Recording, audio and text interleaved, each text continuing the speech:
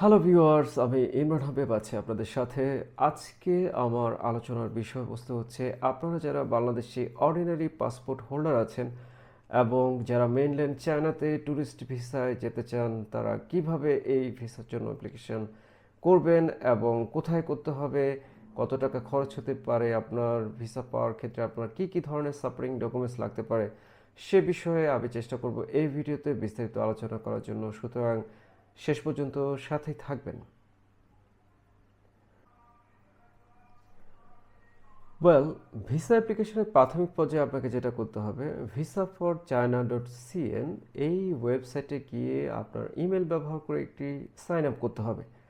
Sign up হয়ে গেলে আপনি কি ধরনের ভিসায় চায়নাতে ভ্রমণ করতে চান, আপনি হচ্ছে যে কোন মাসে চায়নাতে ভ্রমণ করতে চান এবং ঠিক কতদিনের জন্য যেতে চান, এই তিনটি বিষয় সিলেক্ট করে আপনি যখন সাবমিট করবেন তখনই কিন্তু আপনার হচ্ছে যে যে চারটি ধাপ এখানে অনুসরণ করতে হবে সেই অপশনগুলো চলে আসবে।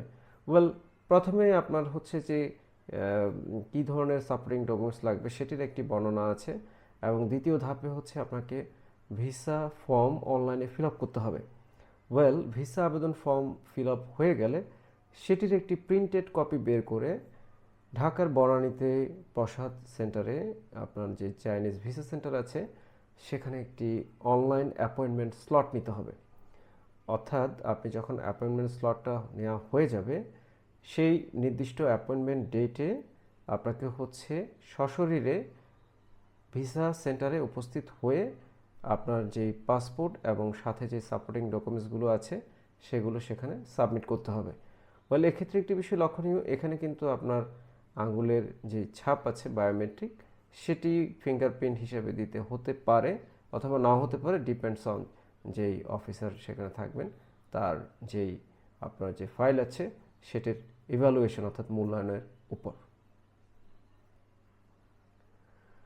এখন আপনার প্রশ্ন আসতে পারে যে কী কী ধরনের সাপোর্টিং ডকুমেন্টস এখানে প্রয়োজন হতে পারে। ওয়েল, আপনার যেই এমবাসি পেজ আছে সেখানে খুব সুন্দরভাবে সাপোর্টিং ডকুমেন্টসের উল্লেখ করা আছে। সেখানে বলা হচ্ছে যে আপনার একটি বৈধ পাসপোর্ট, যেটি কিনা অ্যাটলিস্ট 6 মাসের ভ্যালিডিটি আছে, বৈধ পাসপোর্ট আপনাকে সাবমিট করতে হবে। সাথে হচ্ছে আপনাকে 48x33 সাইজের ছবি, ফ্রেশ কপি সাবমিট করতে হবে এবং হচ্ছে যে আপনাকে একটি ট্রাভেল ইটারনারি সাবমিট করতে হবে।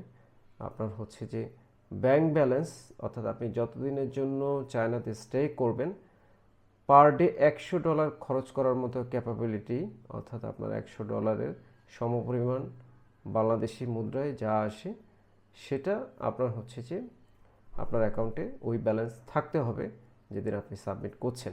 এবং ব্যালেন্সটা অবশ্যই কনসিস্টেন্ট হতে হবে, অর্থাৎ লাস্ট 6 মাসের স্টেটমেন্টে আপনার এই পরিমাণ সমপরিমাণ, ধরেন আপনি 10 দিন থাকবেন, তাহলে আপনার কত হয়, 10 দিনে $1000, $1000 সমপরিমাণ কত টাকা আসে বাংলাদেশে বর্তমানে? 1,23,500 টাকা।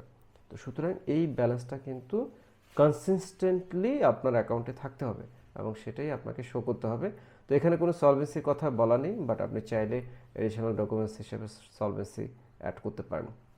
এছাড়াও আপনাকে হচ্ছে যে আপনি চায়নাতে যেখানে স্টে করবেন হোটেল বুকিংয়ের স্লিপ আপনাকে দাখিল করতে হবে এবং আপনাকে রিটার্ন এয়ার টিকেটের কপি দাখিল করতে হবে। ওয়েল, ভিসা সেন্টারে আপনার প্রয়োজনীয় ডকুমেন্টস সাবমিশনের পাশাপাশি আপনাকে কিন্তু ভিসা ফি এবং সার্ভিস ফি প্রদান করতে হবে। বাংলাদেশি পাসপোর্ট হোল্ডার যারা সিঙ্গেল এন্ট্রির জন্য যাবেন তাদের জন্য ভিসা ফি এবং সার্ভিস ফি বাবদ প্রায় 6,900 টাকা প্রদান করতে হবে। আপনি যদি এই সার্ভিসটা এক্সপ্রেস হিসেবে চান তাহলে আপনাকে দিতে হবে টোটাল 11,849 টাকা। আর যারা ডাবল এন্ট্রির জন্য যেতে চান তাদের জন্য হচ্ছে আপনার টোটাল 8,100 টাকা। যদি এটা এক্সপ্রেস চান তাহলে হচ্ছে 13,049 টাকা। আর এছাড়াও যদি আপনি 6 মাসের মাল্টিপল ভিসা চান তাহলে আপনার টোটাল খরচ পড়বে 9,300 টাকা। আপনি যদি এক্সপ্রেস চান এটা 14,249 টাকা। আর এছাড়াও আপনি যদি 1 বা 2 বছরের মাল্টিপল ভিসা চান তাহলে টোটাল খরচ আসে 11,700 টাকা। এক্সপ্রেস চাইলে 16,649 টাকা।